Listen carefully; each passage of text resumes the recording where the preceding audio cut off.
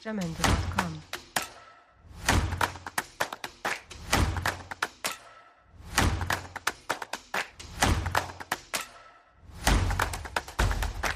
Jamendo.com.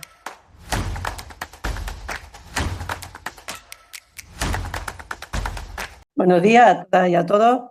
Hoy desde la Secretaría de Formación de CGT impartimos el curso de trabajadores migrantes eh, a cargo de Carlos Sevilla, abogado del Gabinete Jurídico Confederal. Eh, Le damos la bienvenida a Carlos y le agradecemos esta formación. Esperemos que las dudas que tengáis las vayamos resolviendo y comentaros que bueno hay una guía, una pequeña guía de trabajadores migrantes que la hizo CGT hace unos años.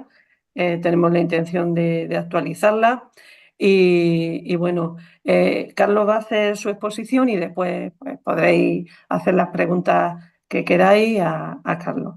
Y yo ya me voy a silenciar. Ok, empiezo. Gracias, Ángela. Buenos días a todas y a todos. Gracias por asistir a este curso de formación confederal sobre el trabajo migrante. Y bueno, yo quería haceros como dos precauciones, digamos, al inicio. La primera es que la exposición la voy a hacer con el documento que está ahora compartido en pantalla, o sea que no hace falta tampoco que toméis muchas notas porque entiendo que se os enviará posteriormente.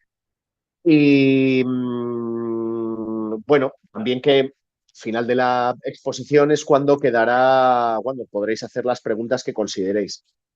Segunda de las precauciones antes de iniciar la exposición, bueno, que se lo he comentado a Ángela antes, que yo no soy un abogado especializado en materia de extranjería ni en el procedimiento administrativo o contencioso administrativo, pero esto no es un límite para explicar, digamos, las líneas generales de la línea, pues eso, de la política migratoria europea y de la normativa de aplicación en España, así como, bueno, los derechos, ¿no?, de las personas migrantes. Por tanto, eso quiero que lo tengáis también en cuenta cuando empecemos, pues, con el tema de las preguntas. Es decir, que para resolver casos o situaciones concretas, pues lo mejor es que os dirijáis a algún abogado o abogada especializada en la materia. Entonces, bueno, empiezo si os parece la exposición. Lo primero que señalaros es que, bueno, esta guía la he realizado junto a una compañera, Josune Delgado García, que es una abogada que trabaja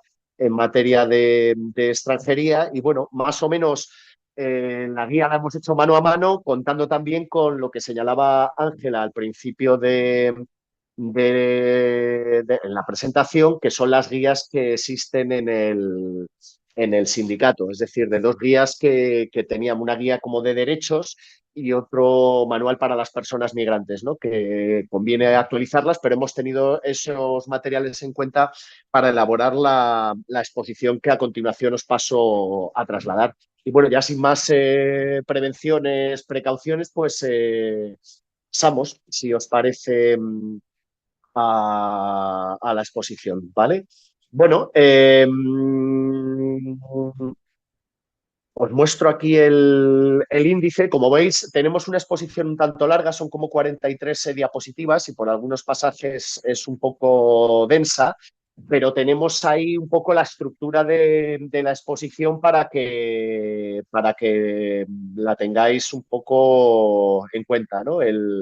El índice y que me sirve a mí pues para estructurar tanto la presentación como para darle un orden. Son tres bloques principales. Queríamos empezar por la actualidad de la política migratoria, que son dos puntos. No nos detendremos excesivamente aquí porque no es más que una introducción, es decir, novedades en materia de política migratoria que son relevantes y son muy, muy recientes. Eso como un primer bloque que servirá de introducción de la exposición. En segundo lugar, iremos hacia una guía sobre los permisos de residencia, de autorización para trabajar, los ordinarios, los excepcionales. Bueno, un panorama, digamos, o un vistazo hacia los permisos y sus dos regímenes de extranjeros no comunitarios y de comunitarios, que son muy diferentes. Y por último, una guía de derechos de las personas migrantes, ¿no? Los derechos de las personas en el Estado, en España, y bueno, una guía de derechos laborales y otros derechos. ¿Vale? O sea que esto será un poco la estructura de la exposición, ¿vale?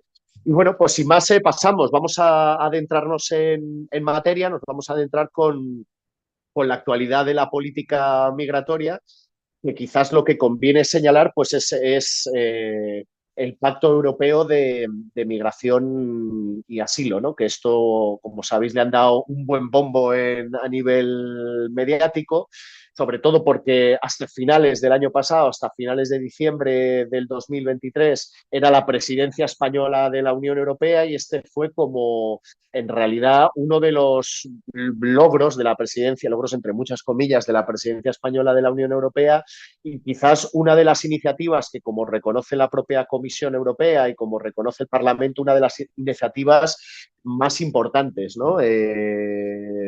Más importantes de toda la legislatura, que como sabéis pues ha durado entre el 2019 y el 2024. Desde las pasadas elecciones del 9 de junio pues ha iniciado otro panorama. A nivel político, pues refuerza, digamos, no sé cómo decirlo, supone la asunción por parte de las dos corrientes políticas principales europeas, socialdemócratas y el Partido Popular Europeo, antiguos democristianos, de postulados que en su tiempo eran cercanos a la extrema derecha. Y esto es lo que políticamente sustenta el pacto que fue votado el 10 de abril de 2024 mediante la aprobación de 10 textos legislativos en el Parlamento Europeo, ¿no? Entonces, bueno, esto es un poco el resultado de la composición del Parlamento Europeo actual, perdón, del Parlamento anterior, y quizás con, bueno, pues como sabéis, las elecciones pasadas, ¿no? De hace un par de semanas, del 9 de junio, pues también han determinado otra composición, con una inclinación mayor más, mucho más hacia la extrema derecha, lo que supondrá en principio, pues, una aplicación de políticas todavía más restrictivas de las que ya se aplican. Bueno, entonces el Pacto Europeo de Migración y Asilo en lo que consiste básicamente es en 5 reglamentos, se me ha saltado aquí, de 5 reglamentos comunitarios en materia de migración, que es el reglamento este de gestión de asilo y migración, un reglamento de crisis y fuerza mayor, y luego un reglamento de control de las fronteras exteriores y luego otro en materia de protección internacional. La materia es sumamente compleja, por decirlo de alguna manera, y para no especialistas. Entonces yo me voy a detener quizás en 2 reglamentos y a pesar de que la diapositiva y la presentación se os pasará entero, pero yo quiero que, bueno, que veáis un poco, o sea, los 2 que a mí me han parecido más relevantes, ¿vale? Para esta exposición. Y el primero es este, el que tenemos aquí en la diapositiva, que es el Reglamento de Gestión de Asilo y de Migración. Esto es, bueno, pues sobre todo destinado a las solicitudes de asilo, ¿no? De las personas que entran o que pretenden entrar en territorio Schengen, en territorio europeo, ¿no? Y entonces, pues, ¿quién tiene la responsabilidad de cuando, imaginaros, pues hay una entrada a través de frontera o hay en una, bueno, pues un cruce irregular de frontera o un desembarco tras una operación de salvamento en el mar o incluso solicitantes de asilo, pues cuál es el estado, digamos, como de competencia que lo tramita y en realidad es el de primera entrada, en donde se produce esta primera entrada, pero lo que más, y esto va a seguir siendo así, pero lo que más me interesa de este reglamento, y que probablemente hayáis visto por prensa, son lo que denominamos ahí la dimensión exterior y la dimensión interior, ¿no? Eh, Se están poniendo en marcha y durante esta legislatura en el Parlamento Europeo, ¿no? Y en la Comisión ha sido así de acuerdos con terceros países para potenciar las deportaciones y prevenir la migración irregular. Yo veía ahí o analizando algunos de los acuerdos, ¿no? Esto que se llaman memorándum de entendimiento, que el nombre es muy rimbombante y suena muy formal, memorándum de entendimiento, pero su contenido es sumamente perjudicial, ¿no? Para las personas migrantes. Y ahí hay tres, por ejemplo, que yo he destacado, que he visto, que es el memorándum de entendimiento entre la Unión Europea y Túnez, ¿no? Porque sabéis, Túnez es uno de los países, digamos, por donde parte de la inmigración procedente del África subsahariana pues se pretende entrar, también por otros países, ¿no? Como Libia, que como sabéis, Libia después bueno, de la caída del régimen de Gaddafi, pues se haya fracturada en prácticamente dos estados distintos y estados, por decirlo de una manera muy generosa, Benghazi y Trípoli prácticamente no tiene control de fronteras y por tanto hay una gran salida de migrantes procedentes del África subsahariana o de otros países como por ejemplo ahí sale Líbano y Egipto, los memorándums esto de entendimiento. El Líbano porque parte de la migración, digamos, derivada de la guerra civil siria, ¿no? Pues ha transitado a través del Líbano o en Egipto también, porque es donde llega buena parte también de esta emigración, pues también siria, pero también sudanesa, con la crisis que ha habido procedente de Sudán, ¿no? Entonces, bueno, en síntesis, estos memorándum de entendimiento son acuerdos donde se establece una cuantía de millones de euros por la gestión, digamos, policial un poco de la migración para contenerla y que incluye, bueno, pues medidas como detenciones, internamientos, deportaciones que luego cada uno de los países, de estos terceros países, aplica un poco como quiere. O sea, es decir, Europa se garantiza que eso es un tapón para la entrada de migración irregular y esto es, digamos, sin observar un poco las condiciones o la protección de los derechos humanos de estas personas, ¿no? Que hay alguna guía que señala el caso de Túnez, bueno, donde los migrantes que son detectados pues son deportados a zonas desérticas, ¿no? O en la frontera entre Túnez y Libia, o sea que es una degradación, ¿no? Del tratamiento de estas personas que pretenden migrar, ¿no? Y luego, bueno, como sabéis, también tiene una dimensión interior el reglamento este de gestión, que son las reubicaciones de personas solicitantes de asilo y contribuciones monetarias, financieras, para apoyar acciones en terceros países que puedan influir en los flujos migratorios. Es decir, claro, las solicitudes de asilo se suelen producir muchas veces en frontera, en puntos sensibles o críticos, ¿no? De la frontera desde el sur, digamos, europea, ¿no? Islas Canarias, Lampedusa, las islas griegas, ¿no? La frontera entre Grecia y Turquía, y entonces que ahí es donde se producen la inmensa mayoría de las entradas y hay unos pactos, digamos, para poder reasignar los solicitantes de asilo que entran por ahí o derivarlos hacia otros países, por decirlo de alguna forma, o si estos países no aceptan, digamos, a estos solicitantes de asilo, pues el pagar contribuciones monetarias, ¿no? Se hablaba incluso hasta de 20.000 euros por cabeza por persona de asilo, con un límite. Y ahí os pongo el ejemplo, ¿no? Del acuerdo entre Italia y Albania, ¿no? Que es un acuerdo muy reciente entre el gobierno de la extrema derecha de los hermanos de Italia, de Giorgia Meloni y el jefe del Estado albanés, ratificado por el Parlamento albanés, donde bueno, prevé pues a cambio de ayudas pues eso, que rondan los 2.000, 3.000 millones de euros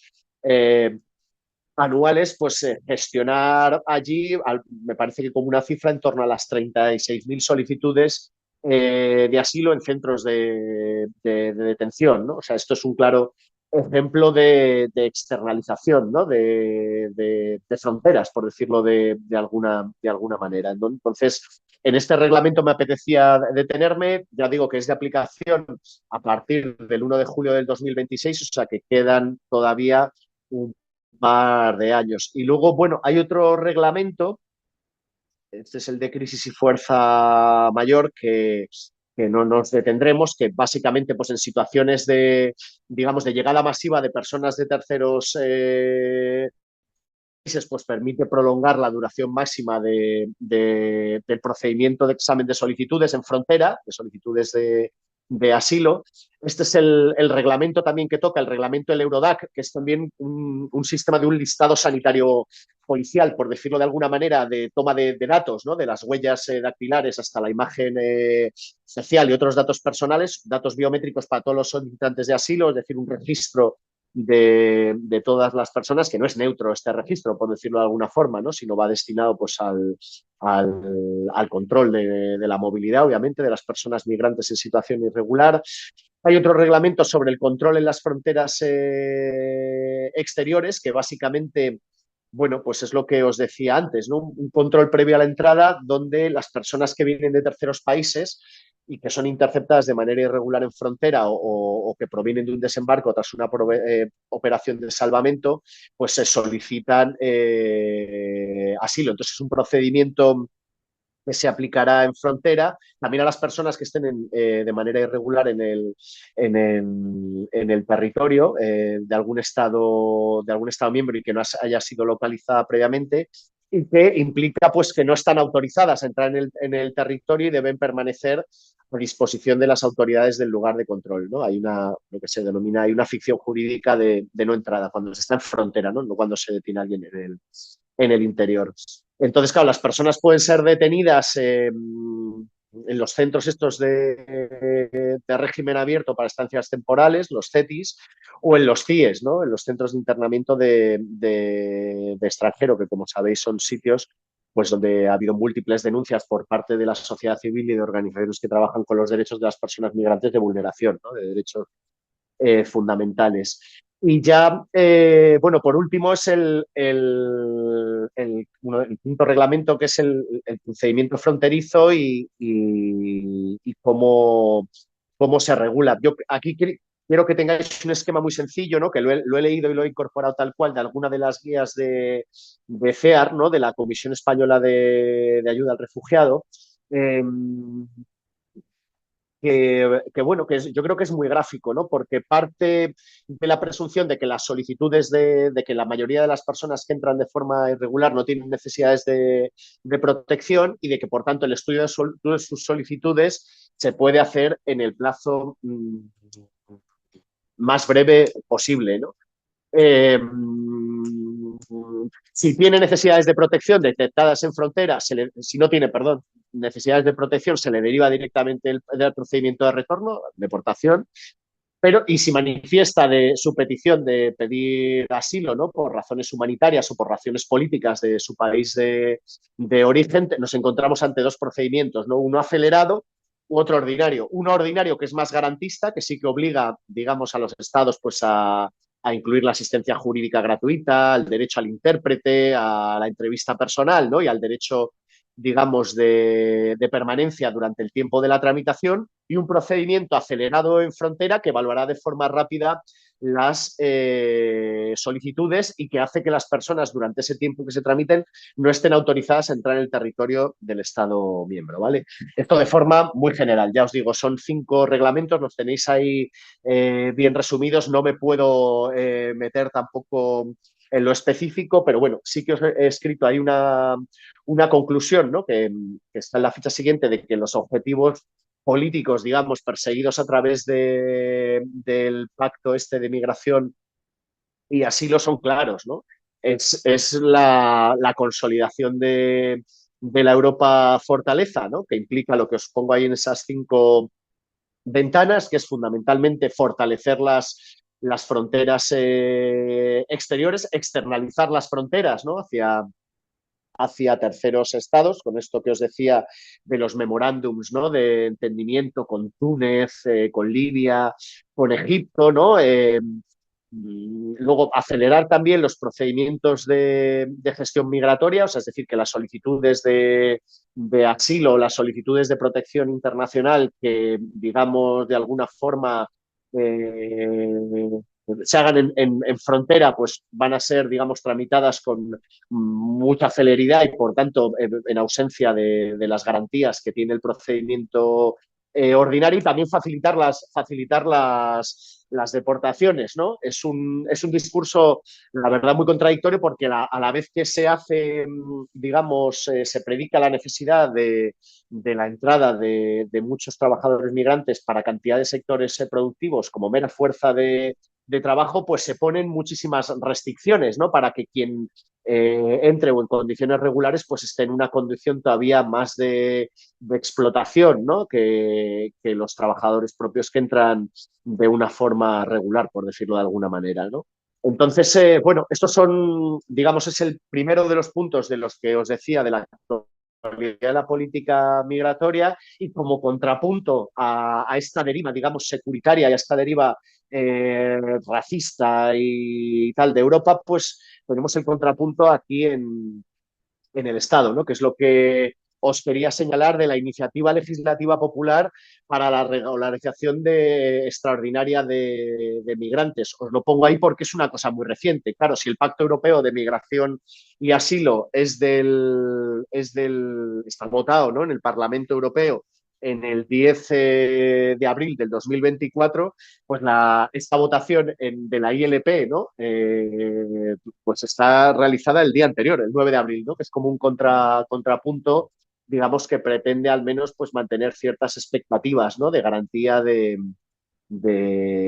derechos, ¿no? Y ahí os resumo un poco la ILP, o sea, ha sido suscrita por 612.000 personas, sabéis que el requisito mínimo de la ILP son medio millón, o sea que se han superado, apoyadas por 900 organizaciones sociales, sobre todo por una plataforma, ¿no? ILP, Regularización Ya, que es, bueno, pues las entidades que trabajan con derechos de las personas migrantes, tanto desde un punto de vista sindical, ¿no? Los sindicatos, ¿no? De trabajadores, pues yo qué sé, sindicato de trabajadores empleadas del hogar, el sindicato de manteros o personas que trabajan con derechos de los migrantes, ¿no? En general, hasta, pues yo qué sé, hasta Cáritas, ¿no? Por decirlo de alguna manera. Cáritas, la pata, digamos, social de la Iglesia, de la Conferencia Episcopal Española, ¿no?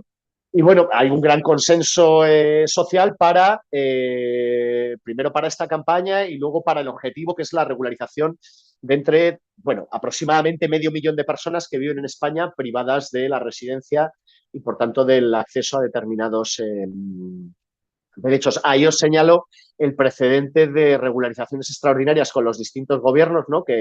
Bueno, que podéis ver, ¿no? Que independientemente del color, tanto el Partido Socialista, ¿no? Al principio, en los años 90, como sobre todo en el año 2000, a partir de cuando se regularizaron los flujos, digamos, de migración, pues ha habido campañas de regularización por ambos gobiernos y que han alcanzado, pues, unas 400.000 personas en el caso del Partido Popular y el medio millón de personas en el Partido Socialista. Estamos hablando de los primeros 2000 con los gobiernos de Aznar y de Zapatero, ¿no? Entonces, bueno, esos son los precedentes y la ILP, digamos, esta que se votó el otro día, lo que se vota de la ILP es la toma en consideración. O sea, es decir, no se apoya la ILP, el contenido directo de la ILP, que luego pasaremos a ver, sino que se tome en consideración y luego inicia un trámite parlamentario que está sujeto a enmiendas y a una futura votación final. Pero bueno, esta toma en consideración, como os decía, el pasado 4 de abril,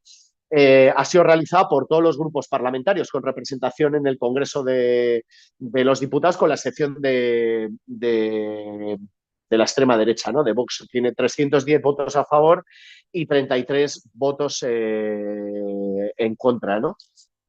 Entonces, bueno, el contenido de esa toma en consideraciones lo veis ahí, ¿no? En la diapositiva que os expongo, es que el Gobierno, mediante Real Decreto, establecerá en 6 meses un procedimiento para la regularización de extranjeros que se encuentren en territorio español antes del día 1 de noviembre del 2021, ¿no? Y esto del 1 de noviembre de 2021 implica como el límite, es decir, todas aquellas personas que se encuentren en el territorio antes del 1 de noviembre de 2021 podrán ser afectadas por esta regularización, lo cual supone una mejora con las propuestas anteriores, ¿no? Yo creo que las propuestas anteriores eran hasta el 1 de junio, si mal no me equivoco, de 2019, lo cual era más restrictivo, ¿no? Porque cuanto más cercano en el tiempo al momento actual, pues más permite regularizar a las personas que hayan Claro, total, que esta es la ILP, es un contrapunto, digamos, positivo a lo que ha sucedido. Es verdad que este contrapunto positivo, lo comentaba antes con Ángela, ¿no? Es y el cambio de posición del Partido Popular, ¿no? O de Junts tiene que ver con esta presión, digamos, de Cáritas y que toque su base social, ¿no? Por decirlo de alguna forma, y luego una necesidad también de las patronales, ¿no? De COE, de fuerza de trabajo migrante en condiciones regularizadas y de no riesgo para las empresas, ¿no? Por eventuales sanciones en el caso de contratar a personas sin permiso de residencia y de trabajo. Pero bueno, aquí está la iniciativa, ¿no? Lo importante es el resultado y la posibilidad que haya de regularizar. Todavía se tiene, creo que las últimas noticias son de hace unos días, ¿no? Porque se votó una enmienda a la totalidad por parte de Vox, una enmienda a la totalidad del contenido ese que veis, de las 3 líneas. Esa enmienda a la totalidad obviamente no ha subsistido, ha sido derrotada y prácticamente ha pasado sin enmiendas. O sea que entiendo que esto es lo que se sujetará a esa futura votación final. Pero no vamos a hacer muchas cábalas porque tendremos que esperar. Y bueno, tras esta introducción que se nos ha hecho un poco larga, pasamos un poquito a entrar en materia, ¿no? Que es la guía sobre los permisos, pues eso, para residencia y trabajo. Nos centraremos sobre todo en el tema de lo que tiene que ver con la residencia y el trabajo por cuenta ajena. Hay mogollón de permisos, es un panorama bastante complicado y nos centraremos en lo que tiene más que ver con el objeto de esta charla, que es el tema de bueno, pues del trabajo migrante, ¿no? Entonces, ahí os pongo como primer punto la normativa que se aplica, que es la ley de extranjería, la del 2000, la reforma del 2009, el reglamento de la ley de extranjería, el Real Decreto S. 557-2011, y la ley 12/2009, que es la reguladora del derecho de asilo y de la protección subsidiaria. Es el marco normativo general. Y sobre esa base, pues tenemos, digamos, los distintos permisos de residencia y de trabajo, de estancia, ¿no? Ahora lo veremos. Y hemos separado el régimen de extranjeros no comunitarios, digamos que es el que ofrece mayores complicaciones, por decirlo de alguna forma, para la regularización, y luego el régimen de extranjeros comunitarios sobre el que saltaremos muy rápidamente, ¿vale? Adentrándonos en materia, pues tenemos eso, el régimen de extranjeros no comunitarios, y ahí os he puesto las dos situaciones posibles, ¿no? Que se esté regular o que se esté en situación irregular. Entonces, la vía de entrada regular es el periodo, lo normal, ¿no? Es como un visado de estancia o por temas turísticos que suele tener un periodo de tiempo no superior a 90 días, ¿no? A 30 meses, a 3 meses, que es lo que establece, digamos, la ley de extranjería. Y luego, dentro de esta situación regular, también está la posibilidad de la residencia, claro, ¿no? De titulares de una autorización para residir, que tiene que ser mayor de los 90 días, que es del permiso de estancia, pero inferior a 5 años, o puede ser de naturaleza indefinida.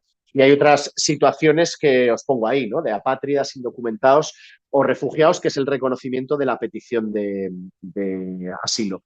Mientras se tiene derecho a residir y a desarrollar actividades lucrativas. Y la segunda de las situaciones es la de estar irregular, es decir, sin autorización de residencia, estancia, ni para trabajar. Y claro, son unas severas limitaciones, ¿no? Porque no se puede trabajar legalmente, se puede incluso ser multado, y la posibilidad de sanción administrativa, ¿no? De la apertura de orden de expulsión o devolución, o la detención en un CIE mientras se tramita esta devolución, y la eventual deportación, ¿no? Que esto puede suponer, ¿no? Son las situaciones, digamos, generales. Y vamos a ver el régimen. Tenemos un régimen ordinario dentro de la situación, digamos, de, pues, de los permisos, por decirlo de alguna manera, entre la situación regular, estando regular, y un régimen que luego veremos más adelante y que es el extraordinario, ¿no? Digamos, por arraigos, ¿no? Que es como veremos más adelante. Bueno, ahí tenemos que los permisos que hemos denominado ordinarios son los que se pueden solicitar una vez se está bueno, se pueden solicitar, perdón, antes de la entrada en territorio español o dentro del plazo de 3 meses desde la llegada. Recordemos que los 90 días es el tiempo que suelen durar los visados de turista, ¿no? Y aquí, bueno, el tema ordinario es que este permiso ordinario, por decirlo de alguna forma, para residencia y para trabajar, lo tiene que solicitar la empresa o la persona empleadora que quiera contratar. La empresa debe acreditar solvencia y estar al corriente de las obligaciones con Hacienda y la Seguridad Social, y ahí os pongo que se tiene que tener en cuenta la situación nacional de empleo, ¿no?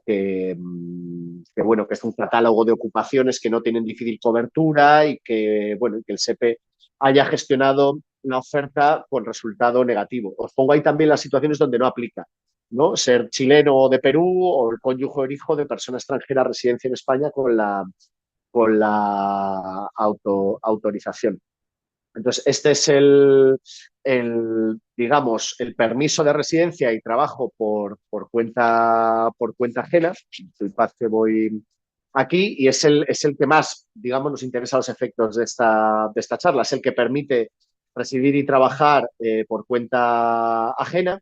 Es una autorización que debe conseguirse previamente al ingreso en el trabajo, y su validez está condicionada al alta en la seguridad social, ¿no? La duración puede ser entre 1 y 5 años. Ahí os pongo cómo se obtiene, cómo se consiguen, y es que se puede hacer previamente a la llegada de la persona al territorio español, por decirlo de alguna forma, con una tramitación en los consulados, o una vez se encuentre aquí antes de los 3 meses que, digamos, se tiene la estancia, ¿no? por los visados turísticos. Y luego también hay unas circunstancias excepcionales para obtener este permiso de residencia y de trabajo y, perdón, permiso de residencia y trabajo por cuenta ajena, que estas son el tema de los arraigos, en el que ahora entraremos, y la protección internacional, ¿no? Lo que se denomina el asilo o la protección humanitaria. Yo, como os he señalado antes, nos vamos a centrar sobre todo cuando la autorización se solicita para, bueno, pues esto, ¿no? Para la residencia lucrativa, ¿no? Que es la que permite trabajar. Hemos visto aquí los permisos ordinarios. Os he señalado aquí 2 permisos, pero el que no tiene tampoco mucho sentido centrarnos, ¿no? Que es otras autorizaciones para residencia temporal y trabajo cuando son prestaciones transnacionales de servicios de empresas que, digamos, que empresas o grupos de empresas que tienen sede aquí y que trasladan a trabajadores. Entiendo que este es el marco de una serie de trabajadores de cierta situación privilegiada. Y luego lo que se llaman las autorizaciones GECO, ¿no? Que es bueno, para trabajos de temporada y campañas, sobre todo en el sector agrícola, ¿no? Como vemos muchas veces pues, en Huelva, ¿no? Hay aquí que, bueno, pues, que se puede conceder a ciudadanos extranjeros que no se hallen o residan en España en actividades que se entiende de temporada o de campaña, ¿no? De obra y servicio, autorizaciones meramente temporales. Y luego las situaciones estas excepcionales, también con permiso, la residencia con permiso de trabajo, es lo que antes os señalaba, ¿no? Arraigo, protección internacional, razones humanitarias o otros motivos excepcionales, ¿no? Que es tener la condición de víctima de violencia de género, por colaborar contra redes organizadas o por ser víctima de trata de seres humanos. Y ahí os pongo que nos vamos a centrar en los arraigos, ¿no? Los arraigos es cuando no se consigue tramitar de forma ordinaria, ¿no? Este permiso de trabajo y de residencia, ¿no? Antes de entrar en territorio español, y se intenta ir por la vía, pues, digamos, excepcional del arraigo, ¿no? Pues he puesto ahí que hay distintos arraigos, ¿no? El social, familiar, laboral y por formación. Nos vamos a detener sobre todo en el social y en el laboral, y son, bueno, pues situaciones, digamos, de hecho que permiten la obtención de los permisos de residencia y de trabajo cuando no se ha ido por el cauce, digamos, de la vía ordinaria que os he señalado antes. La vía ordinaria es la de solicitud con carácter previo a la entrada o cuando se llevan los 3 meses aquí se obtiene la autorización para residencia y trabajo, ¿no? Entonces, bueno, los arraigos, ahí sí que os pongo cuáles son las condiciones comunes de los arraigos, y esto es la permanencia en España, dependiendo de la circunstancia, de 2 o 3 años. Esta permanencia os pongo ahí que se puede justificar de numerosas maneras, ¿no? Bueno, con certificados de empadronamiento, fundamental el empadronamiento, ¿no?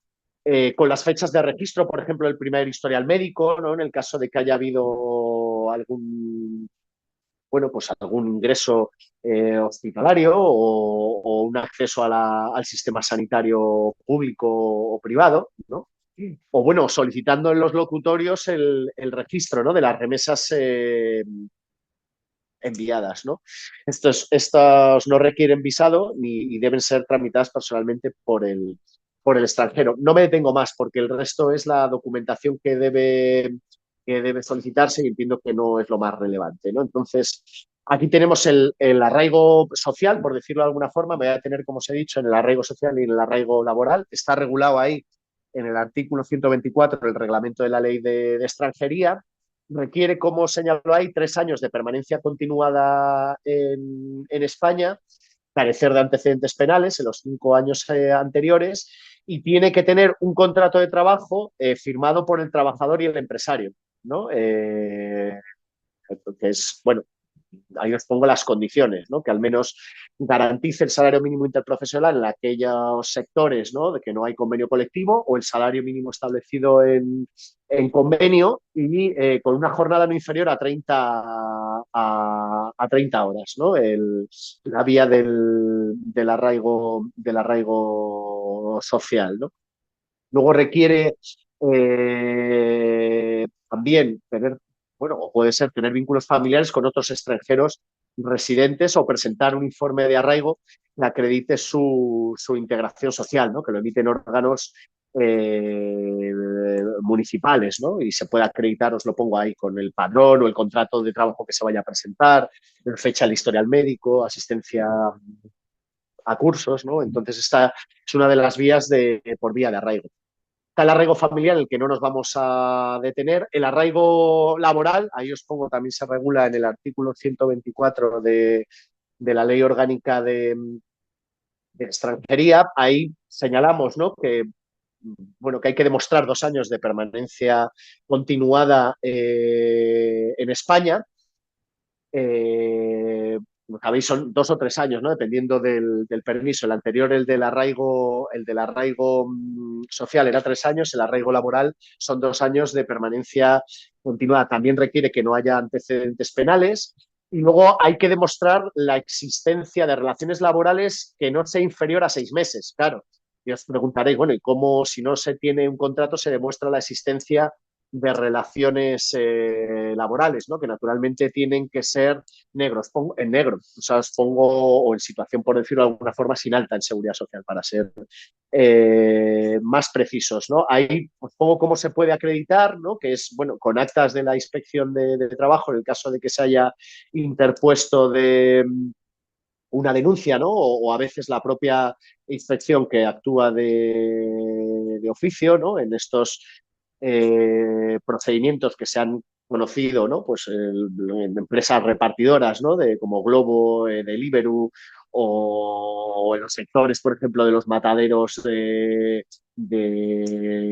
carne, ¿no? O en otros sectores, o el sector de la industria de la producción audiovisual. Pues bueno, la inspección de trabajo, al concluir su actividad inspectora, levanta un acta. En el caso de que detecte a gente en situación en negro, digamos, o falsos autónomos, o en situación irregular, pues levanta un acta de infracción para que las empresas paguen estas cuotas. Con ese acta de la inspección, pues se puede utilizar como un principio de prueba, ¿no? Requiere, os pongo ahí, ¿no? Que haya habido por lo menos una jornada de 30 horas semanales en el periodo de 6 meses, ¿no? O sea que, bueno, es exigente, digamos, el requisito. Y bueno, os lo pongo ahí, en la parte de la derecha de la ficha es el resumen, o sea que no nos vamos a detener en el arraigo laboral. Hay otro arraigo por el tema de formación que requiere la residencia por un periodo de 2 años. Digamos que las autorizaciones, los permisos, ¿no?, de residencia para la formación suelen ser de 1 año y se pueden, digamos, prorrogar esta vigencia hasta un máximo de 2 o la duración de la formación, y suele venir acompañada también del permiso también para trabajar, ¿no?, en el tema por, eh, por formación. Luego hay las autorizaciones, digamos, de residencia por razones de protección internacional, el tema del asilo, el claro ejemplo de trabajadores y trabajadoras procedentes de Venezuela, ¿no? Un montón de solicitantes de asilo a los que se les ha conseguido esta vía excepcional, digamos, de acceso a la residencia y al trabajo. Y ahí os pongo un poco cómo funciona, ¿no? Que es de la mera solicitud de la protección internacional de asilo. Esto cambiará, entiendo, cuando entre en vigor el Pacto Europeo de Migración y Asilo, ¿no? Pero os he puesto ahí que las fechas de entrada en vigor son el 1 de julio de 2026, dentro de 2 años. O sea, pero de momento lo que os tengo que explicar es lo vigente. Os pongo ahí que la mera solicitud de protección internacional otorga derechos, ¿no?, a la persona solicitante, pero que el derecho a trabajar, por decirlo de alguna forma, el permiso para trabajar, no es sino una vez transcurren 6 meses desde la solicitud. Y aquí tenemos 3 documentos, ¿no?, que suelen, digamos, en las solicitudes de asilo son los comunes, ¿no? Por un lado está la manifestación de voluntad de presentar la solicitud de protección internacional, que es cuando no es posible realizar la entrevista de protección internacional, pero este documento de la manifestación de presentación de voluntad, de presentar la solicitud de asilo no permite, por decirlo de alguna forma, la contratación, incluso si son 6 meses. Hay una segunda situación que es cuando te dan la denominada hoja blanca, que es una vez celebrada esta entrevista personal, que obviamente la entrevista personal se ha realizado después de realizada la solicitud, y es en este propio documento cuando se incluye la fecha en la que permite trabajar, ¿no?, por cuenta propia o ajena. Y luego tenemos ahí lo que se denomina la tarjeta roja, ¿no?, porque es una tarjeta de color rojo, que es si cuando, digamos, caduca, por decirlo de alguna forma, la hoja blanca, no se ha resuelto la solicitud, pues se expide un nuevo documento con una duración de 6 meses que lleva aparejada la inscripción de autoriza a trabajar y permite la contratación. Mientras se posee esta tarjeta roja, se tiene derecho a permanecer y trabajar en España mientras se estudia la solicitud.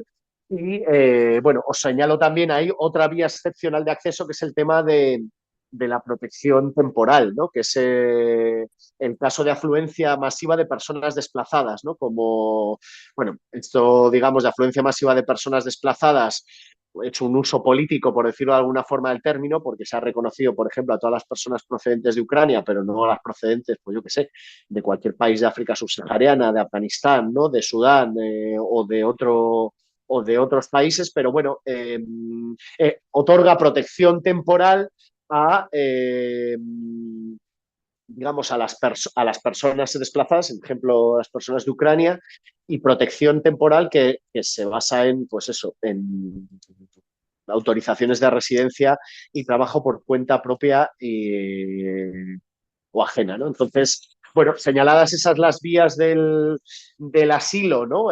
Por un lado, de las solicitudes de asilo y esas 3 solicitudes, ¿no? Bueno, primero está la solicitud, tarjeta blanca, tarjeta roja, y la otra situación de las protecciones temporales en el caso de afluencia masiva de personas desplazadas, pues vamos a pasar yo creo que ya a la parte de los derechos, perdón, a la parte del régimen de extranjeros comunitarios. Hasta ahora os he contado el de no comunitarios y ahora viene el de no comunitarios y ahora viene el de comunitarios. Bueno, aquí hay otras dos Ay, se me había olvidado, ¿no? El tema de la protección por razones humanitarias. Pero bueno, aparte del tema del asilo, hay una razón humanitaria para otorgar la residencia, ¿no?, temporal, que es, bueno, ser víctima de delito contra los derechos de los trabajadores o por conductas violentas en el entorno familiar o delitos donde concurra el agravante de discriminación, ¿no?, ideología, raza, etnia, sexo, orientación, o una enfermedad sobrevenida de carácter grave que requiera asistencia sanitaria, ¿no? Esta es otra vía de autorización de residencia temporal. Hay algunos visados, os señalo ahí, novedades del 2022-23 que antes no permitían trabajar y ahora sí, voluntariado y el tema de los estudiantes. Ahí lo pongo para que le echéis un vistazo. Y luego os pongo también aquí, hay, digamos, un proceso de reforma del reglamento de la ley de extranjería que estaba prevista su conclusión antes de la finalización del primer semestre de 2024, pero que por lo que sé, pues todavía no ha llegado a buen puerto, no ha llegado a término. Y ahí os pongo un poco de qué va, pero claro, hasta que no esté aprobado, pues estos son unas meras notas sí, periodísticas de,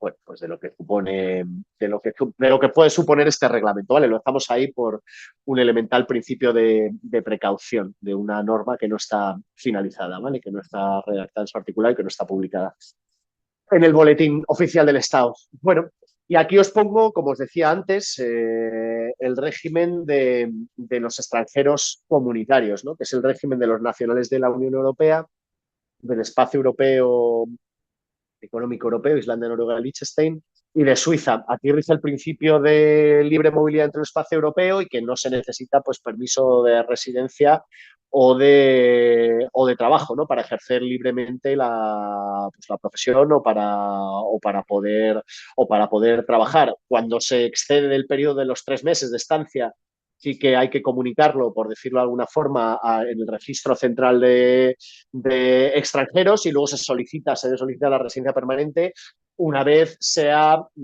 puede solicitar la residencia permanente una vez se ha permanecido durante 5 años de manera continuada en,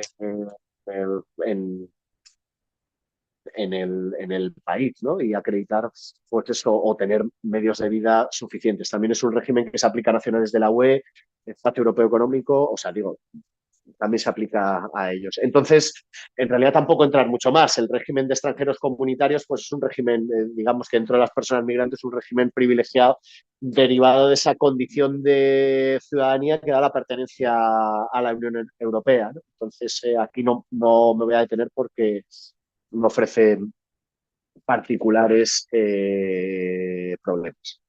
Luego, entramos ya bien en la última parte, ¿no?, de la exposición, que es los derechos de las personas extranjeras en el Estado español. Antes hablaba con Ángela, ¿no?, al principio de la exposición, ¿no?, que bueno, que desde luego la normativa internacional es importante, ¿no?, porque yo me he focalizado en esta exposición sobre todo en la regulación interna nacional.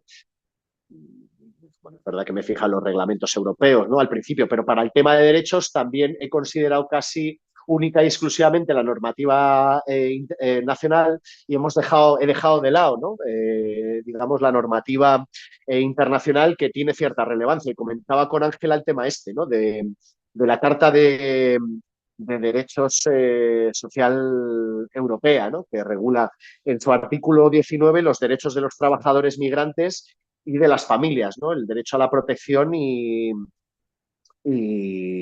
a la asistencia, ¿no? En lo que interesa, digamos, a esta exposición, los trabajadores. Lo que pasa que es verdad que la Carta Social Europea establece una precisión, que es que los trabajadores legalmente establecidos deben tener igualdad de trato de los nacionales en tema de remuneración, de afiliación sindical, de convenios colectivos, ¿no?, de alojamiento.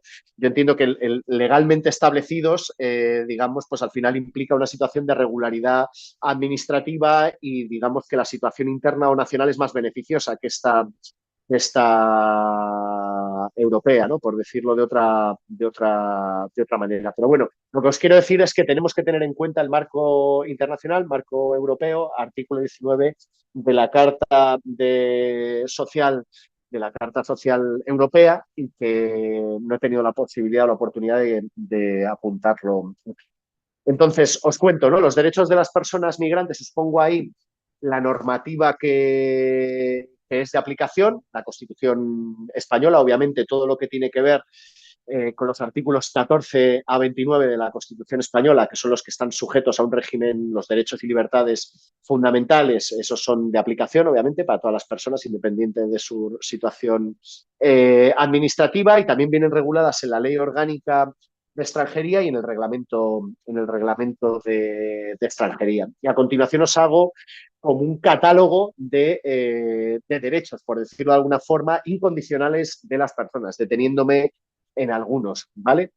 Entonces, estos son independientemente de la situación administrativa, los que son, por decirlo de alguna forma, obvios, ¿no? El derecho a la vida, integridad física y moral, libertad de expresión y opinión, libertad ideológica, religiosa y de culto, derecho al honor e intimidad personal, libertad personal y seguridad, tutela judicial efectiva y asistencia jurídica gratuita, que veremos más adelante, propiedad privada de herencia, contraer matrimonio y lo que, digamos, interesa, derecho de reunión y manifestación, derecho de asociación, y derecho de sindicación y de huelga, porque esto es importante señalar, luego me detendré un poco, ¿no? Que el derecho de asociación, la ley de extranjería del año 2000 limitó el derecho de asociación para las personas en situación irregular, por decirlo de alguna forma, al negarles la capacidad de poder ser, digamos, promotores, ¿no? de las asociaciones. O sea, promotores quiere decir pues haber firmado un acta fundacional, ¿no? Ser miembro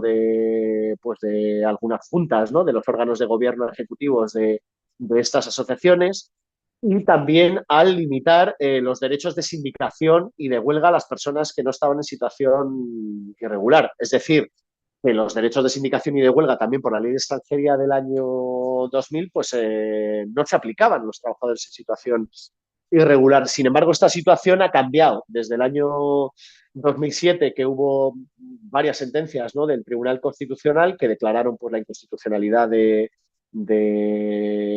la ley de extranjería en esta materia, y posteriormente la reforma de la ley de extranjería del año 2009 pues ya incorporó estos derechos, ¿no? De asociación, sindicación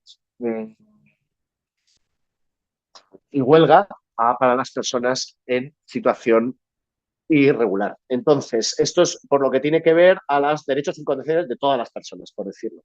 Hay algunos que están sujetos, digamos, a la condición de regularidad, como es estos que os señalo ahí, ¿no? El derecho y la obligación a contribuir a los gastos públicos, el derecho a la educación no obligatoria, a impartir enseñanzas, todos los temas que tienen que ver con alojamiento y vivienda, el derecho al trabajo por cuenta propia o ajena, ¿no? Que es muy importante, que está sujeto a la condición de regularidad, el derecho a prestar servicios laborales para las administraciones públicas, derechos al de seguridad social y servicios sanitarios, a servicios sociales, perdón, todo esto, ¿no? Y luego os marco algunos de derechos de las personas en situación irregular, ¿no? Aunque en realidad, como tenemos un primer apartado donde ponemos de derechos de todas las personas, pues eso incluye también a las personas en situación irregular. Pero lo que aquí interesa es los derechos, digamos, y el deber a la educación obligatoria, servicios y prestaciones sociales básicas y la asistencia sanitaria, aunque unos términos que veremos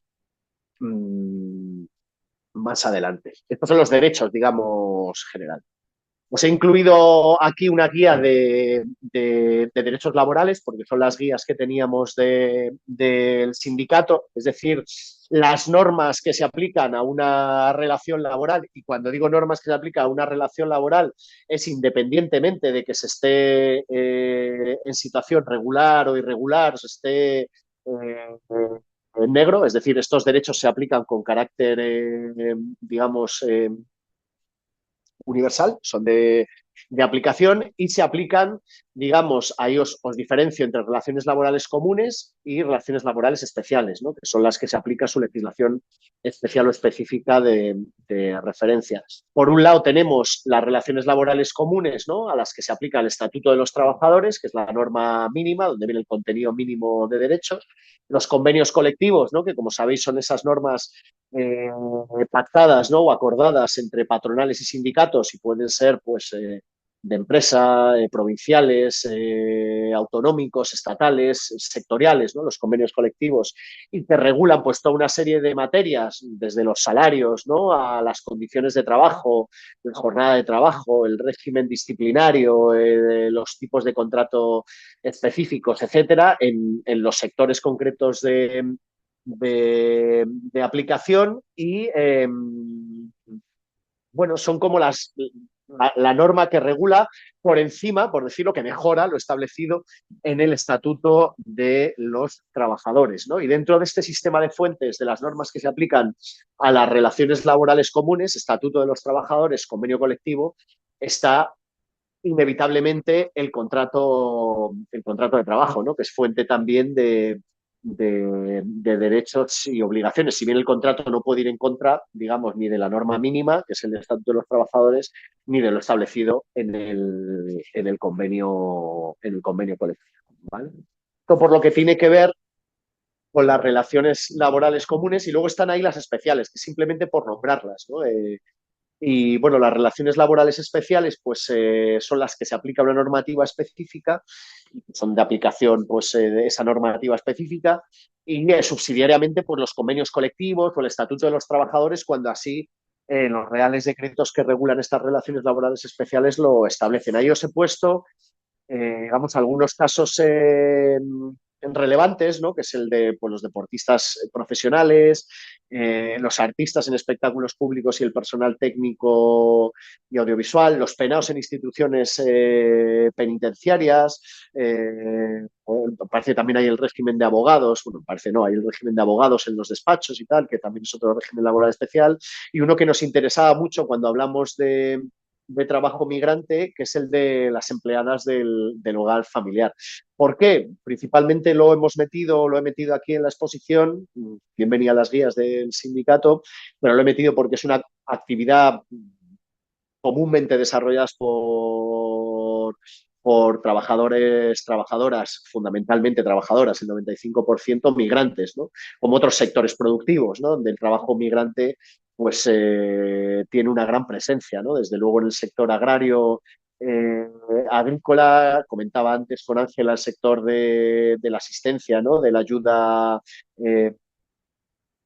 a domicilio, otros sectores, ¿no? Como, bueno, la construcción, el contact center, bueno, etcétera, etcétera, ¿no? Sectores donde hay una presencia migrante importante. Pero el régimen especial este de empleadas del hogar quería señalarlo, ¿no? Por esta presencia abrumadora de mujeres y por las mejoras que ha habido, digamos, en la última legislatura. Bueno, quizás no en esta, en la reciente, pero en la anterior, ¿no? Porque sí que se han logrado mejoras que tienen cierta entidad, ¿no? Y cuando me refiero a mejoras, pues me refiero a fundamentalmente el tema del reconocimiento de la protección por desempleo a las trabajadoras del hogar a partir del 1 de octubre del 2022, ¿no? Que esto deriva bueno, de la ratificación de España, ¿no? Del convenio 189 de la Organización Internacional del Trabajo, porque sabéis, la Organización Internacional del Trabajo dicta estos convenios, pero para que sean aplicables, digamos, tienen que ser ratificados por los estados, ¿no? En este caso por España. Y el convenio 189 pues iba de otras cosas, pero en particular de la necesidad de garantizar una protección para el caso del cese en el trabajo de las trabajadoras empleadas del hogar. Y se ha reconocido, ¿no? Bien, es cierto que limitado a partir del 1 de octubre del 2022, pero esto ya es una situación que antes no tenían y por tanto es una mejora. Lo que ha mejorado mucho en la causalización del despido, es decir, en las razones que tiene que esgrimir el empleador o la empleadora para poder despedir a una persona que trabaja en su casa, ¿no? Antes prácticamente había un supuesto que era el desistimiento, ¿no? De la relación laboral, que prácticamente el empleador o empleadora podía no alegar nada, el desistimiento era, bueno, pues te despido y fuera, y ahora pues tiene que motivar un poquito más el motivo del despido, que os los pongo ahí, no voy a entrar en ellos porque no tiene sentido, obliga a pagar una indemnización que ya es 12 días por año, en caso de que sea improcedente, sube a 20. Y luego también el FOGASA, o sea, la posibilidad que el FOGASA responda subsidiariamente en caso de impagos por insolvencia empresarial o concurso de persona física, ¿no? Entonces, bueno, pues son mejoras que se han logrado y quería también desarrollarlo, ¿no? No solo dar una versión digamos, estrictamente desesperanzada, ¿no?, de la cuestión migratoria, sino que, bueno, hay algunas mejoras que se obtienen. El tema de trabajar sin contrato, bueno, os lo pongo ahí porque en realidad se tenga o no se tenga contrato se aplican las mismas se aplica la misma normativa y se esté en situación regular o irregular, es decir, el derecho al trabajo no diferencia entre la situación administrativa, ¿no? Lo que pasa que en el caso, obviamente, cuando se contrata a una persona sin darle el alta y sin darle el contrato es para no reconocerle las condiciones que se establecen en el Estatuto de los Trabajadores o en el convenio colectivo, ¿no? O sea, por el trabajo en negro, eso es lo que supone, pero los trabajadores, digamos, en caso de reclamar derechos, ¿no? Pues pueden lograr que se apliquen estas normativas que son de aplicación independientemente de la situación regular o irregular, ¿no? Pongo ahí las vías de reclamación de derechos laborales. Bueno, porque es importante, ¿no? La reclamación de derechos laborales, pues de aquellos, sobre todo cuando no se tiene contrato ni alta en seguridad social, ¿no? Primero es la existencia de la propia relación laboral, ¿no?, que habrá que acreditar pues, de los medios en derecho, ¿no? Pues testificales o documentos o de la forma en la que sea para poder, digamos, pues eso, salir de esa situación irregular desde el punto de vista del derecho del trabajo y luego también para reclamar los derechos que no te reconozcan por convenio, que no cumplan las condiciones establecidas en el contrato. Entonces, para saber cómo reclamar los derechos laborales, es evidente, estamos en una charla de un sindicato, es evidente que donde hay que dirigirse es a las asesorías jurídicas del sindicato o os pongo ahí también, ¿no?, a las representaciones laborales, a la representación legal de los trabajadores, ¿no?, comités de empresa, ¿no?, secciones sindicales donde asesorarse pues, sobre estas materias, pero también hay, y os lo señalo ahí, las vías, ¿no? Pues otras vías, ¿no?, que es los servicios de orientación jurídica en los colegios de abogados de Madrid, que es pues donde hay asistencia jurídica gratuita, o bueno, también otra vía es mediante la interposición de denuncias para reclamar derechos a la inspección de trabajo, ¿no? Una denuncia a la inspección que tiene carácter confidencial y que la inspección está obligada a tramitar y a levantar un acta, ¿no? Además, esto es importante, como antes os señalaba, para todo el tema de los permisos de residencia y trabajo por arraigo laboral, ¿no?, para acreditar la existencia de, de relaciones laborales. Y luego os pongo ahí la vía, ¿no? Muchos y muchas, imagino que ya lo sabéis, pero no está de más reclamarlo. Cuando hay que reclamar, digamos, en algún tipo de materia, o por un despido, por una sanción, una reclamación de cantidad, un derecho, bueno, pues la vía para hacerlo efectivo es una demanda judicial, pero se debe acudir previamente a un procedimiento administrativo, digamos, un procedimiento administrativo en el servicio de mediación, arbitraje y conciliación que tiene cada comunidad autónoma y que tiene sus sedes en cada capital de provincia. Esto suele ser un paso previo a la demanda judicial, salvo algunos procedimientos, os he puesto ahí, que están exceptuados de la mediación o la conciliación previa, ¿no? Todo lo que tiene que ver, digamos, con procesos que exigen el agotamiento de la vía previa administrativa, prestaciones de seguridad social pues, no hay que acudir, desde luego, a la conciliación. Cuando se denuncia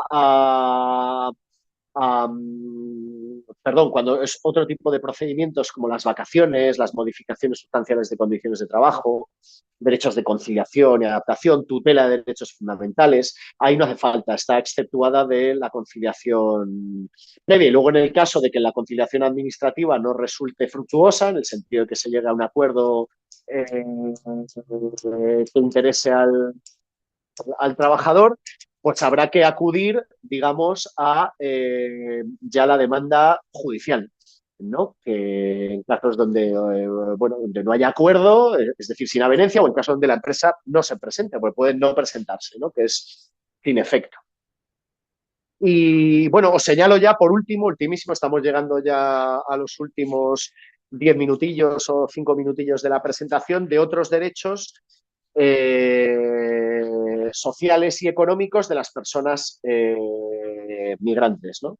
Ahí os pongo lo primero, que es el empadronamiento, ¿no? Que, bueno, es el derecho a que todas las personas que residan en un municipio a ser empadronadas de él, y es central, ¿no? Porque el empadronamiento es lo que sirve de prueba para poder demostrar la permanencia en territorio español, para todo el tema de los arraigos, ¿no? Y os pongo ahí que es el que desbloquea el acceso a otros derechos, ¿no?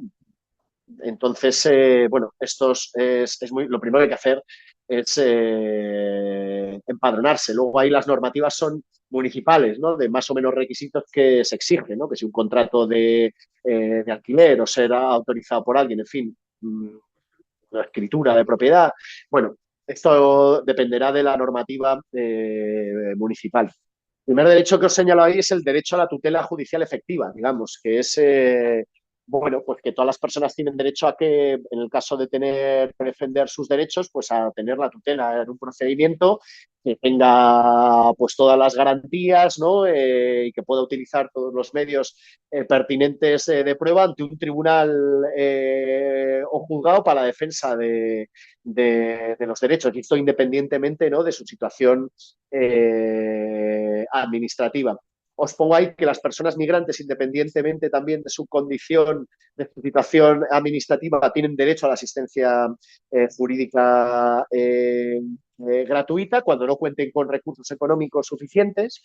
O en el caso, por ejemplo, laboral o de reclamaciones que tienen que ver con seguridad social, es decir, imaginaros, desde impugnar una alta médica, ¿no? Hasta un ingreso mínimo vital o una prestación de incapacidad permanente, una prestación por desempleo o un subsidio, en este caso de temas que tienen que ver con procedimiento laboral, la asistencia jurídica es gratuita, universal, independientemente de las condiciones económicas, ¿no? Cuando es beneficiario de una prestación de seguridad social. Es decir, no hay necesidad de acreditar la situación económica para obtener este beneficio de asistencia jurídica gratuita, que es un servicio que se tramita pues, en los servicios de orientación jurídica del Colegio de Abogados de Madrid y que no incluye la vía administrativa previa, es decir, todo lo que tienen que ver con la reclamación en el servicio de mediación a través de papeleta de conciliación o con la reclamación administrativa previa a la demanda, porque solo se turna abogado para la fase, digamos, de juicio, pero se puede hacer ahí en los servicios de orientación jurídica del colegio de abogados, ¿no? En el caso de Madrid, en el servicio de orientación jurídica del Colegio de Abogados de Madrid, de la calle Princesa número 5.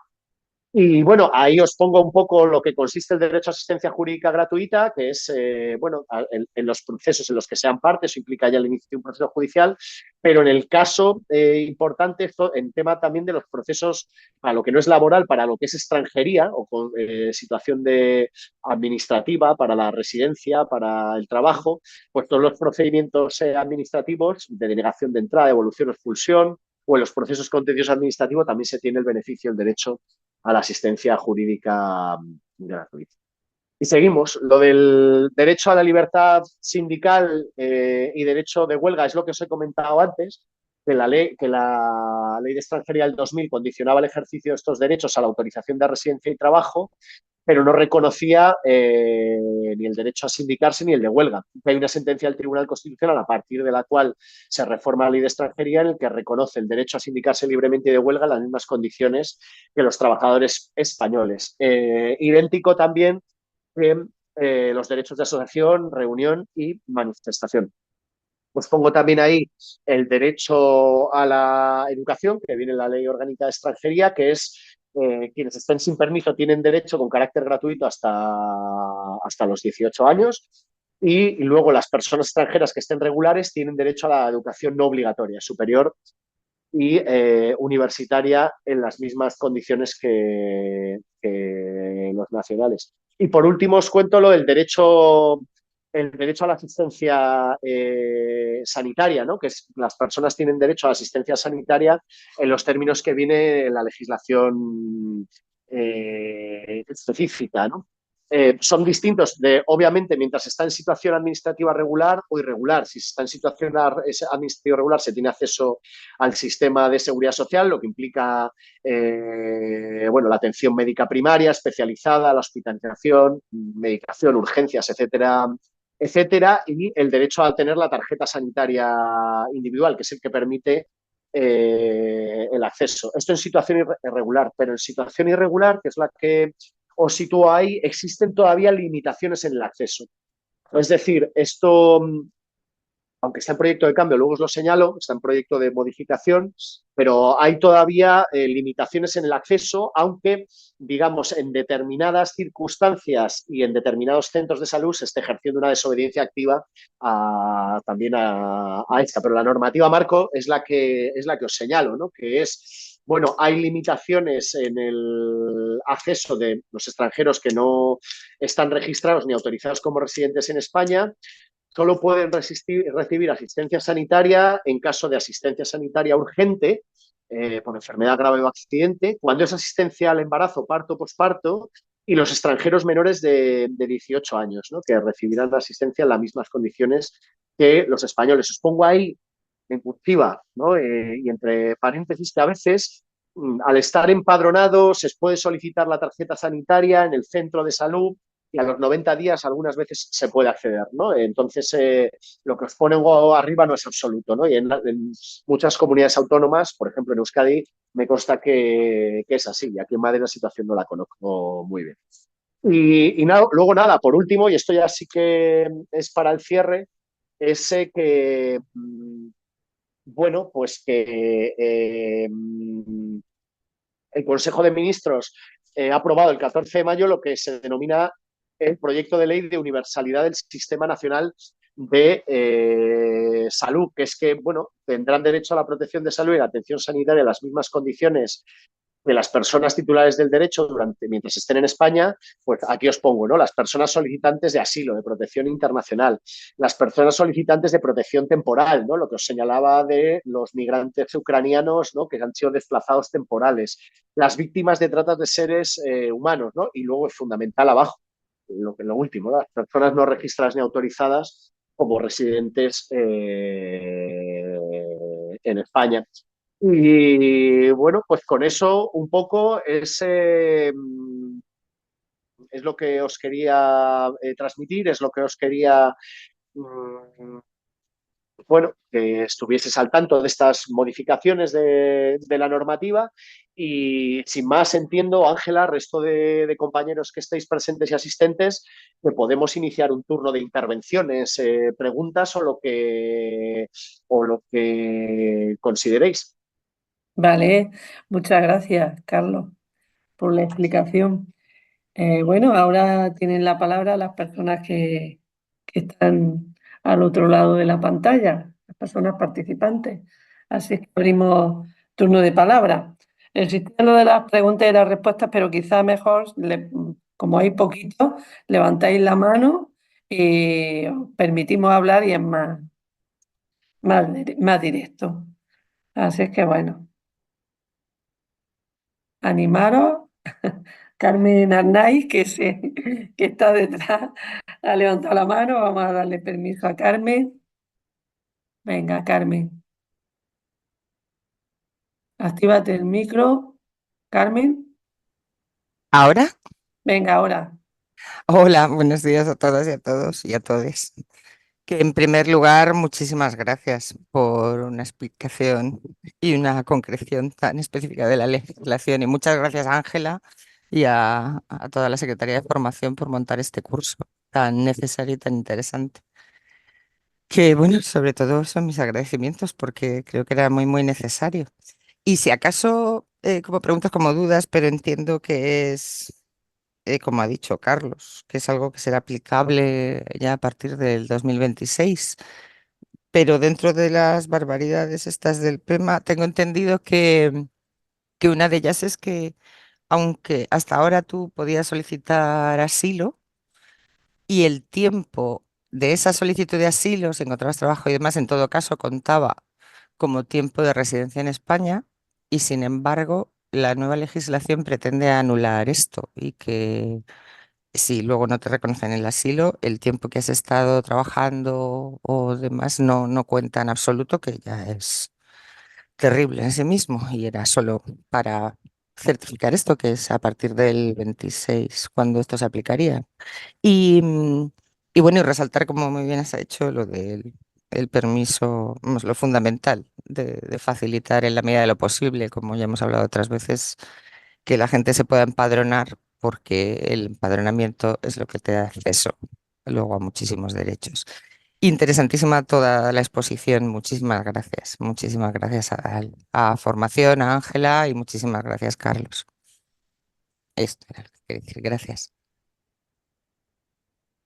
Bueno, bueno, yo lo comentábamos al principio, antes de empezar la exposición de Carlos, efectivamente, con la Carta Social Europea se van a endurecer, se va a endurecer la situación de las personas migrantes y extranjeras que vienen al territorio de la Comunidad Europea y, y bueno, y habrá que estudiar detenidamente esa Carta Social Europea para ver cómo le metemos mano. La verdad es que la cosa está complicada porque teniendo en cuenta el arco parlamentario eh, que se ha decidido en las últimas elecciones de hace pocos días, o sea que la cosa no va a estar fácil. Van a ir en la línea de, por supuesto, de no dar ni un paso atrás y endurecer toda la situación de personas migrantes que no son deseadas. Es decir,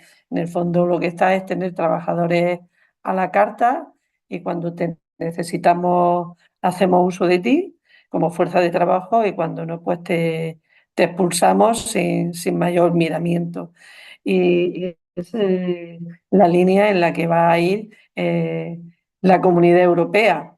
Y bueno, ahí tenemos que estar como organización, como CGT, desde luego, aunar nuestras fuerzas con todas las organizaciones sociales y a ver si es posible que organizaciones políticas se posicionan en contra de esas barbaridades de endurecer la situación de los trabajadores y trabajadoras migrantes. Y nada, yo era esto lo que quería comentar. Y desde luego, bueno, por supuesto la afiliación. La afiliación es que en España hay millones de trabajadores migrantes. Hay millones. Entonces no podemos volver la mirada hacia otro lado.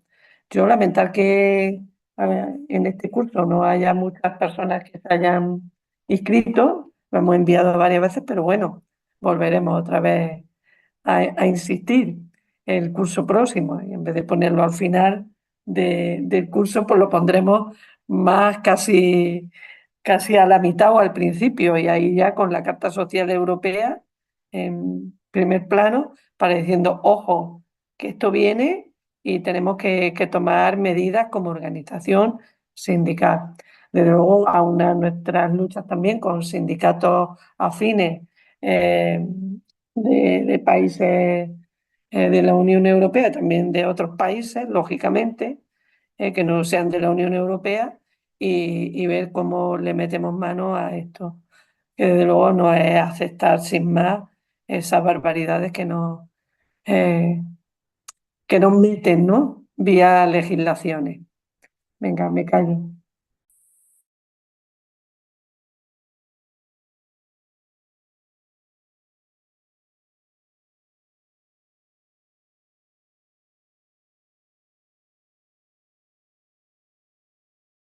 No sé si Carlos quieres comentar algo o Sí, sí, si me venga. dejáis, le doy. ¿Vale? No, mira, son dos cosas. La primera es con lo que planteaba Carmen, ¿no? Que, bueno, esta situación donde un solicitante de asilo, por decirlo de alguna forma, de protección internacional, una vez solicita la protección de asilo, como hemos visto a lo largo de la exposición, mientras se va resolviendo, digo en las condiciones actuales, procedimiento ordinario el actual, ¿no? Mientras se va resolviendo la solicitud, pues al fin y al cabo, ¿no? Entre la entrevista personal, la tarjeta blanca, la tarjeta roja, tienes una autorización para trabajar durante un tiempo, por decirlo de alguna manera, ¿no? Es verdad que durante los primeros 6 meses no puedes trabajar mientras manifiestas tu voluntad de solicitarlo, pero a partir de los 6 meses puedes currar y, por tanto, subsistir y tienes un permiso de estancia y residencia.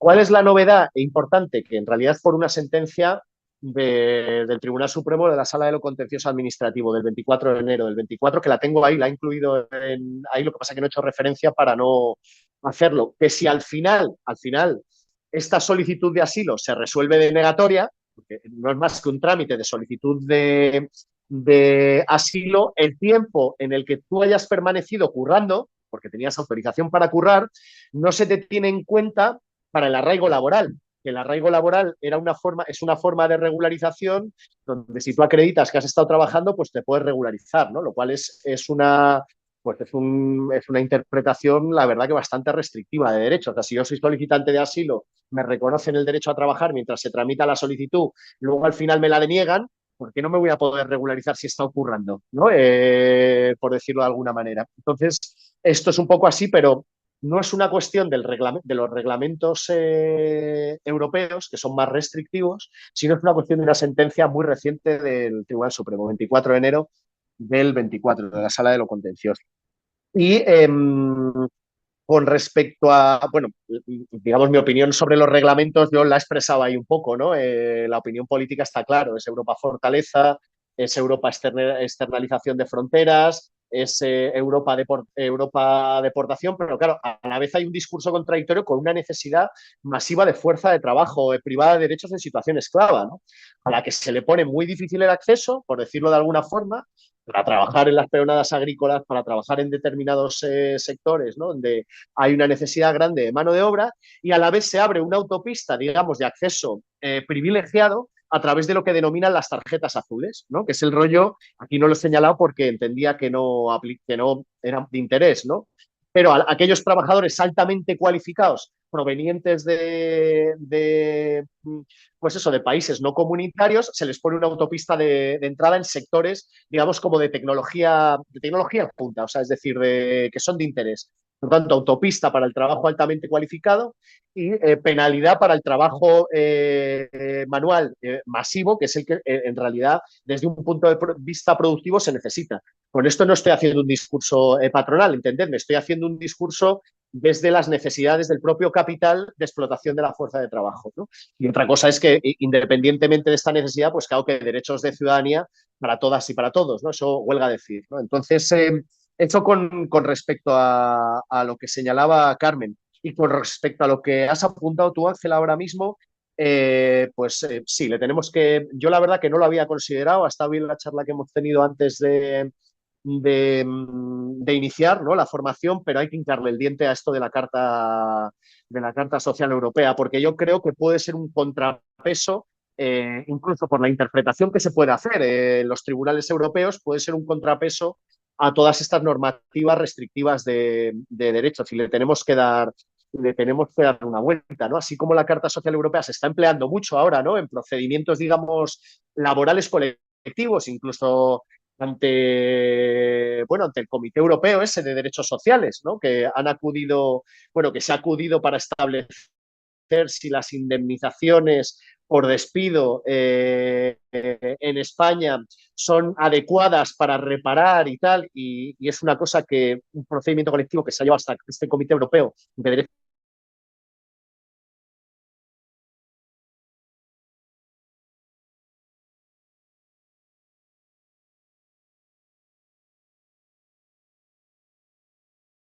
¿no? Entonces, por tanto, sí que requerirá que digamos,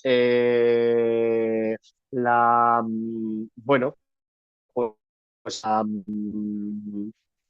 la Carta Social Europea la incluyamos y si puedo incluso incluir al menos alguna referencia en esta guía que espero que se envíe pues, a todo aquel que haya participado en la formación y a todo aquel que consideréis en el sindicato que esté interesado porque, bueno, es verdad que es lo que es, ¿no? Es una guía y por tanto no es una descripción muy prolífica, pero que viene bien para tener un panorama general rápido, ¿no? Sobre trabajo migrante desde el punto de vista del derecho, ¿no?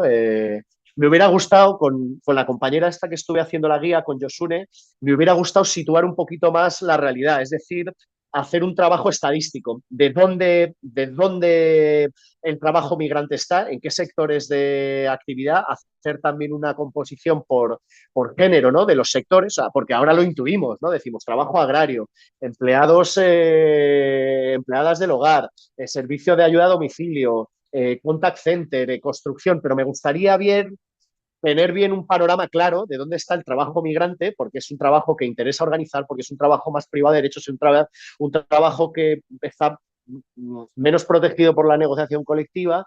Y luego también específicamente de los trabajadores irregulares, en qué sectores están, que me lo puedo imaginar, ¿no? Desde la construcción hasta las empleadas del hogar, que habrá miles, o sea, miles en situación irregular, me lo puedo imaginar. Pero esa estadística, que no es un trabajo propiamente digamos, de un abogado, ¿no? Como yo soy, sino más de un economista, de situarlo, sería un buen complemento a esta exposición para saber dónde apuntar también sindicalmente y decir, pues es que mira, es que está aquí, es que está allá y ver también un poco el tipo de alianzas que se pueden construir con esos sectores, ¿no? Que yo creo que es una cosa que no es menor. Sí, efectivamente. Ahí están también los trabajadores del sector de la hostelería, que son, Hostelería, sin duda. la hostelería es clave, y bueno, y trabajadores de la limpieza, etcétera. Son los trabajos con mayor penosidad, con mayor precariedad, etcétera. Y está bien lo que comentas, porque con el gabinete, em, no solo con el jurídico, sino también con el gabinete sí, con el otro del que disponemos, ¿no? Que son los economistas, las personas que están en el gabinete socioeconómico, pues hacer también ese estudio. En fin, la verdad es que tenemos muchos frentes abiertos y mucho trabajo por hacer, pero bueno, claro, está bien Y la llegamos donde mención que llegamos. hace, claro, y hacer ese estudio riguroso de ver en qué sectores, que efectivamente lo vemos, es que nada más que nos subimos al metro y vemos las personas ¿Sabes? que cogen el metro, sí, o vamos a los bares, o vamos o sea, es que se ven donde trabajan, aunque a muchos se quieran tener ocultos, o te vas, bueno, ya a Almería y eso, y en el trabajo de los invernaderos. Eso es para echarse a llorar y lo que es para echarse a llorar es luego ver cómo la extrema derecha es ahí la que explota a la clase trabajadora y luego eso, o sea, precisamente los autóctonos votan a esa extrema derecha que dice, bueno, qué mayor absurdo. Bueno, le vamos a dar la palabra. Había levantado también la mano un compañero, pero la ha bajado.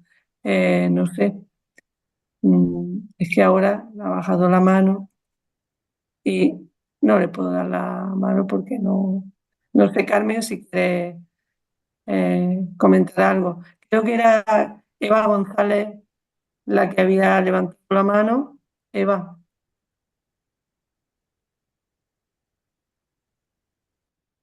no sé. Bueno, Carmen, no sé si quieres comentar algo más. Es que había levantado, creo que era Eva, pero es que la ha debido de bajar. No sé, le voy a dar la palabra de todas maneras a Eva, porque creo que era Eva, porque quiere hablar. Pero bueno, A ver si puedo. venga, ¿eras tú quien había levantado la mano, Eva? ¿Sí se oye? Sí, sí, perfectamente. Ah, Venga. vale. Buenas tardes. Mire, la pregunta es respecto a la iniciativa, espera que tengo aquí la notita, la iniciativa legislativa popular que has comentado en la diapositiva 1.2. Mi pregunta es, ¿eso qué plazos tiene para que pueda ser efectiva después de haber recogido las firmas y eso? ¿Cómo va el proceso para la iniciativa, para que esa Sí, iniciativa pues haga que se regule algo? prosperar, ¿no? prosperar, claro, porque como tenemos la amenaza del 2026 con todo lo que va a caer. No, la tramitación, ya te digo que el 9 de abril fue cuando se tomó en consideración, por decirlo de alguna forma, ¿no? La ILP se presenta, se verifican las firmas, requisito medio millón, se han conseguido 600.000 y digamos se verifican, se autentican, que es como se dice. Una vez Sí, son autenticadas, la ILP llevaba dormida porque fue una iniciativa que se presentó en la anterior legislatura, es decir, antes de las últimas elecciones que hemos tenido en España. Se quedó ahí dormida y de repente la volvieron a rescatar, por decirlo de alguna forma. Se ha vuelto a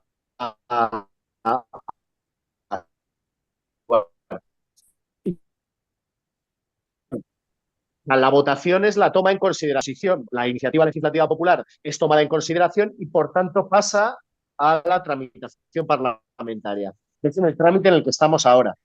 Pues la tramitación parlamentaria, yo no soy un experto en derecho parlamentario, pero ya por lo que he podido consultar muy recientemente, se ha presentado una enmienda a la totalidad por parte de Vox, o sea, es decir, todos votan todos, 110 frente a 33, votan la toma en consideración, es decir, que se tramite como una iniciativa. Luego, los grupos presentan enmiendas, es decir, si tienen algo que decir al articulado, y solo se ha presentado, por lo que me consta, una enmienda a la totalidad, o sea, enmienda a la totalidad que es la de Vox, y esa enmienda ha sido rechazada. Y no hay más enmiendas. Entonces, eso tiene que estar sujeto a plazo de votación en una forma de forma relativamente temprana. O sea, no va a pasar mucho tiempo, aunque depende, y eso depende de la mesa del Congreso, o sea, de cuándo sitúe cada una de las iniciativas. La acción combinada de Cáritas, de las patronales y de las organizaciones, digamos, civiles y sociales que luchan por el derecho van a hacer que esto salga y que prospere adelante. Esto quiere decir que, claro, en el momento en el que se aprueba, inmediatamente, ¿no? El gobierno, mediante Real Decreto, en el plazo de 6 meses, aprueba directamente la regularización. Y es la regularización de todos aquellos que se encuentren en territorio español antes del 1 de noviembre de 2021. Es una mejora, que antes os lo he señalado, porque la propuesta que había de la anterior legislatura era desde el 1 de junio del 2019. Claro, es distinto, porque ahora exige menos tiempo de residencia. No es lo mismo estar desde antes del 1 de junio del 2019 que estar desde el 1 de noviembre de 2021. Se calcula que en torno a medio millón de personas van a poder ser regularizadas y todo apunta a que esto se va a llevar a término, no me atrevo a decir. Ahí, Eva, no me atrevo a establecer un día concreto, pero desde luego en poco tiempo y siempre antes de la entrada en vigor de estos reglamentos, ¿no? O sea que va a haber un proceso de regularización casi con total seguridad y con sí, total seguridad antes de la entrada en vigor de los reglamentos que son el 1 de julio de 2026. ojalá que sí. Gracias. Sí. Bueno, no sé si alguien más quiere intervenir, hablar. Es el momento. Carmen, tú sigues con la mano levantada. No sé si es que quieres seguir hablando o qué. La acababa de levantar, Ángela, esperando a ver Ah, si vale, alguna vale, otra vale. compañera intervenía. Si eso Vale, me vale, pues espero. venga, venga, ya está. No hay nadie más, o sea que venga. Sí, bueno, resaltar un poco algo que ya habéis comentado y que nos comentaban los trabajadores que están organizados en torno a un movimiento que se llama Sin Papeles en Francia. Y nos lo hacían recalcar y yo fue entonces cuando, digamos, lo vi con claridad. Por un lado, remarcar que la ILP por la regularización ya es la demostración de hasta qué punto un montón de compañeras y compañeros migrantes están organizados, porque fue un trabajo ingente en el que nos llamaron a colaborar a muchísimas organizaciones. CGT estuvo ahí desde el principio recogiendo firmas, apoyando en todas las movilizaciones, hasta el punto de que nos invitaron a estar con las compañeras y compañeros migrantes cuando se presentó en el Congreso, que fue histórico y fue muy bonito porque fue la presentación de la ILP en el Congreso de una proposición legislativa popular presentada por personas sin papeles, fue además. Y fue un momento histórico y muy, muy bonito y nos sentimos toda la organización muy, honradas de que nos pidieran que compartiéramos con ellos ese momento. Pero lo que quería comentar y que nos recalcaban con mucha fuerza es que, efectivamente, como muy bien ha dicho Carlos, esa mano de obra, esa fuerza laboral más bruta, digamos, menos especializada, es absolutamente necesaria no solo en España, en toda Europa. Y lo que ocurre es que sin duda al capitalismo y a las grandes empresas y a las medianas y a todas les interesa no tener mano de obra regularizada, sino en estado de esclavitud. El hecho de tener a trabajadores migrantes sin papeles supone además tenerles constantemente amenazados, amordazados, asustados, y tenemos casos claros en España que CGT se ha presentado como acusación popular de trabajadores sin papeles que sí han exigido sus derechos y algo tan elemental como págame lo que me debes. Y hay un empresario, supongo que le habéis oído, el compañero sobre el que se ha La hecho esta cosa, demanda se llama Ibrahim, un empresario que le hizo desaparecer la misma policía. Da por hecho que es que lo ha matado y está enterrado en alguna parte.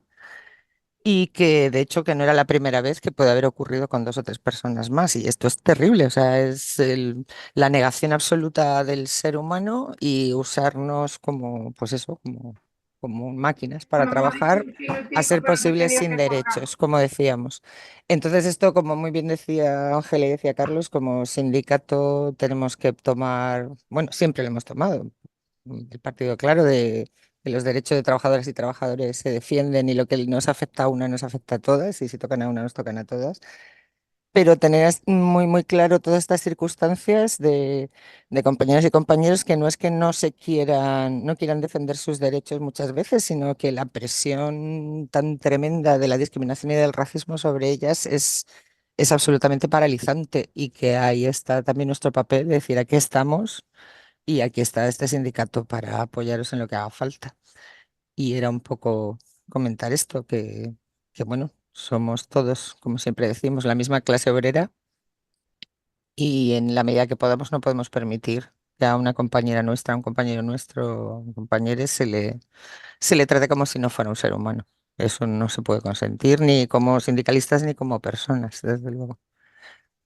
Y nada, que en todo caso, otra vez, muchísimas gracias. Teníamos muchísimo interés desde todo el secretariado permanente en que esta guía se actualizara. Muchísimas gracias, Carlos, y muchas gracias a la compañera que te ha ayudado, porque la idea es que llegue a todos los sindicatos para que todos los compañeros y compañeras que están en las responsabilidades de asesoría jurídica puedan disponer de ellos, de que vayan teniendo esta información lo más actualizada posible, para a su vez poderla transmitir a quien así lo necesite.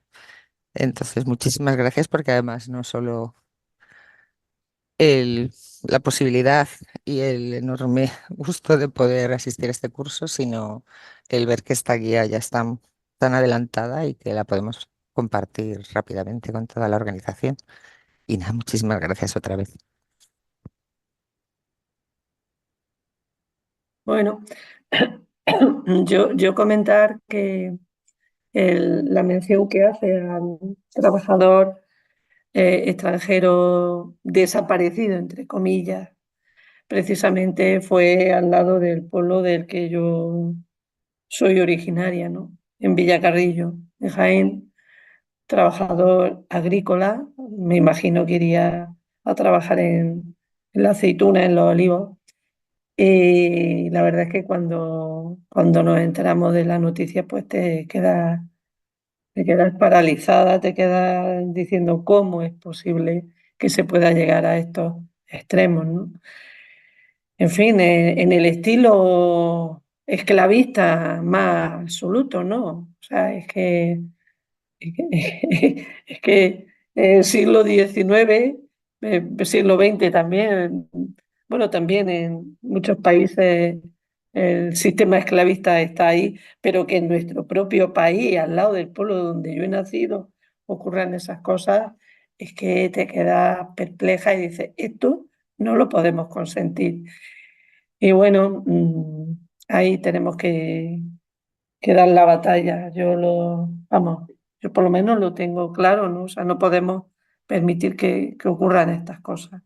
Y bueno, por lo menos hay que denunciarlo y hay que y bueno, y poner los medios que tenemos como organización para, en fin, no solo la denuncia, sino evitar que cosas como estas ocurran, ¿no? Estas atrocidades y estos delitos contra trabajadores y trabajadoras. Así es que es nuestra responsabilidad como organización. Y nada, no sé si quieres comentar algo tú o Carlos. La verdad es que poco tengo más que suscribir vuestras dos últimas intervenciones, de la primera a la última palabra, o sea que poco puedo decir. Si acaso agradeceros también la oportunidad de haberle dado vueltas a un tema en el que en realidad nunca me había metido. O sea, nunca me había visto confrontado